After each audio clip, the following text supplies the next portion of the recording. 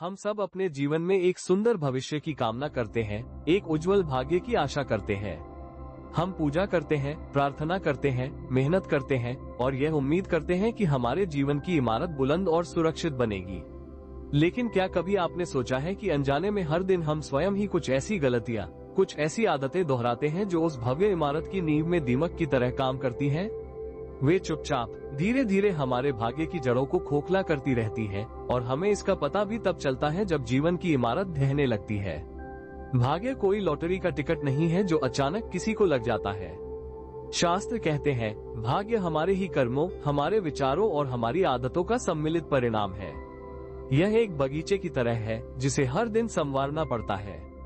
आज हम शास्त्रों और ऋषियों के ज्ञान के आलोक में उन 5 सबसे विनाशकारी आदतों पर चर्चा करेंगे जो किसी भी इंसान के अच्छे से अच्छे भाग्य को भी दुर्भाग्य में बदल सकती हैं। ये केवल बुरी आदतें नहीं, यह आध्यात्मिक विष है। यदि आप अपने जीवन को एक नई दिशा देना चाहते हैं तो इन्हें आज, अभी, इसी क्षण छोड़ने का संकल्प लेना होगा। पहली और सबसे विनाशकारी आदत है निंदा। निंदा अर्थात किसी की पीठ पीछे उसकी बुराई करना, उसके दोषों का बखान करना। यह आदत हमें इतनी सामान्य लगती है कि हम इसे अक्सर एक गलती मानते ही नहीं। हमें लगता है कि हम तो बस बातें कर रहे हैं, पर आध्यात्मिक स्तर पर ये सबसे घातक कर्मों में से एक है। जब आप किसी व्यक्ति की निंदा करते हैं तो आप केवल शब्दों का प्रयोग नहीं कर रहे होते, आप एक गहरा कार्मिक लेन देन कर रहे होते हैं। इसे ऊर्जा के विज्ञान से समझिए। हर शब्द ऊर्जा है। जब आप किसी के दोषों पर अपना ध्यान केंद्रित करते हैं और उन्हें अपनी वाणी से दूसरों तक पहुंचाते हैं तो आप उस व्यक्ति की नकारात्मक ऊर्जा को अपनी ओर खींचते हैं। आप अनजाने में उसके पाप कर्मों का एक हिस्सा अपने सिर पर ले लेते हैं। शास्त्रों में एक कथा आती है। एक बार एक संत नदी किनारे स्नान कर रहे थे। तभी उन्होंने देखा कि एक दूसरा व्यक्ति आकर उनके वस्त्र उठाकर भाग गया। संत के शिष्यों ने ये देखा तो वे उस चोर को भला बुरा कहने लगे, उसकी निंदा करने लगे। संत ने उन्हें रोकते हुए कहा, चुप हो जाओ, वो तो केवल मेरे वस्त्र चुराकर भागा है, पर तुम लोग तो निंदा करके मेरे पुण्य चुरा रहे हो। यह निंदा का आध्यात्मिक रहस्य है। जब आप किसी की बुराई करते हैं तो आप अपने पुण्यों की ऊर्जा उसे दे देते हैं और उसके पापों की ऊर्जा स्वयं ले लेते हैं। इसीलिए साधु संत हमेशा मौन में रहते हैं या केवल प्रभु की चर्चा करते हैं। वे जानते हैं कि निंदा करने वाला व्यक्ति हमेशा घाटे में रहता है। निंदा आपके मन को एक कूड़ेदान बना देती है। आप दूसरों का कचरा इकट्ठा करके अपने मन में भरते रहते हैं। आपका मन शांत कैसे रहेगा? आपके भीतर सकारात्मक ऊर्जा का वास कैसे होगा? जो मन दूसरों की बुराइयों से भरा है, उसमें ईश्वर का प्रेम कैसे टिक सकता है? यह आदत धीरे धीरे आपके आभा मंडल को दूषित कर देती है और आपके जीवन में आने वाले अच्छे अवसरों को आपसे दूर धकेल देती है। इसलिए आज ही संकल्प लीजिए, किसी की बुराई न सुनेंगे, न करेंगे। अगर कोई आपके सामने किसी तीसरे की बुराई करे तो या तो वहां से उठ जाएं या विषय बदल दें। अपने मन रूपी मंदिर को इस कचरे से अपवित्र होने से बचाइए। यही अपने भाग्य को बचाने का पहला कदम है। दूसरी भाग्य बिगाड़ने वाली आदत है कृतज्ञता का अभाव, अर्थात जो मिला है उसके लिए धन्यवाद का भाव न होना। हर समय शिकायत करते रहना, मेरे पास यह नहीं है, वो नहीं है, मेरे साथ ही ऐसा क्यों होता है, भगवान मेरी सुनता ही नहीं। यह वो नकारात्मक मंत्र है जिन्हें हम दिन रात जपते रहते हैं और अपने भाग्य के दरवाजे स्वयं बंद कर लेते हैं। कृतज्ञता एक चुंबक की तरह है। जब आप जो आपके पास है उसके लिए धन्यवाद देते हैं, चाहे वो 2 वक्त की रोटी हो, सिर पर छत हो या स्वस्थ शरीर हो, तो आप ब्रह्मांड को एक संदेश भेजते हैं कि मेरे पास पर्याप्त है। और ब्रह्मांड का नियम है, जिसके पास जो भाव होता है वह उसे वही और अधिक देता है। कृतज्ञता का भाव समृद्धि को खींचता है और शिकायत का भाव दरिद्रता को। इसे ऐसे समझिए, आपके घर 2 मेहमान आए। एक मेहमान आपके साधारण से भोजन की भी बहुत प्रशंसा करता है, आपके सत्कार के लिए बार बार धन्यवाद देता है। और दूसरा मेहमान हर चीज में कमी निकालता है, नमक कम है, रोटी जली है, घर बहुत छोटा है। अब आप बताइए, अगली बार आप किसे अपने घर बुलाना चाहेंगे? ठीक इसी प्रकार ईश्वर और यह ब्रह्मांड भी हमें अवसर और वरदान देते हैं। जो इंसान कृतज्ञ होता है उसे और अधिक दिया जाता है, और जो हर समय शिकायत करता रहता है उससे वह भी छीन लिया जाता है जो उसके पास है, क्योंकि वो उसका सम्मान करना नहीं जानता। कृतज्ञता की कमी हमारे मन को एक रेगिस्तान बना देती है, जहाँ संतोष का एक भी पौधा नहीं उग सकता। जिस व्यक्ति में संतोष नहीं, वो महलों में रहकर भी दुखी है। और जिस व्यक्ति में कृतज्ञता और संतोष है वो झोपड़ी में भी मुस्कुराता है। आपकी मुस्कुराहट, आपकी शांति, यही तो आपका असली भाग्य है। इसलिए आज से शिकायत करना बंद कीजिए। सुबह उठते ही उन 5 चीजों के लिए ईश्वर को धन्यवाद दीजिए जो आपके पास है। रात को सोने से पहले दिन भर मिली ईश्वरीय कृपा के लिए आभार व्यक्त कीजिए। आप देखेंगे जैसे जैसे आपके भीतर कृतज्ञता का भाव बढ़ेगा वैसे वैसे आपका भाग्य स्वयं ही चमकने लगेगा। तीसरी घातक आदत है आलस्य और कर्म को टालना। शास्त्रों में कर्म को ही पूजा कहा गया है। हमें यह मनुष्य जीवन मिला ही कर्म करने के लिए है, पर आलस्य वो जंग है जो कर्म करने के सबसे बड़े शस्त्र यानी हमारे शरीर और मन को बेकार कर देता है।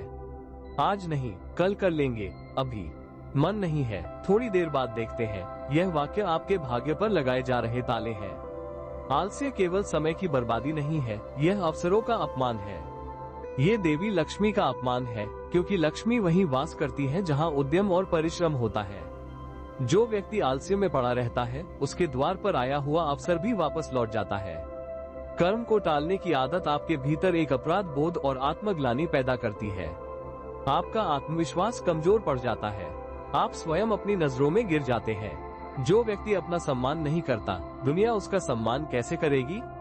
आलस्य आपके प्रारब्ध को और भी अधिक कठोर बना देता है। मान लीजिए आपके प्रारब्ध में कोई कष्ट लिखा है।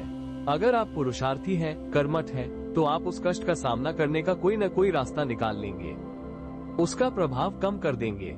लेकिन अगर आप आलसी हैं, तो आप उस कष्ट के सामने बिना लड़े ही हार मान लेंगे और उसे उसकी पूरी तीव्रता के साथ भोगने के लिए विवश होंगे।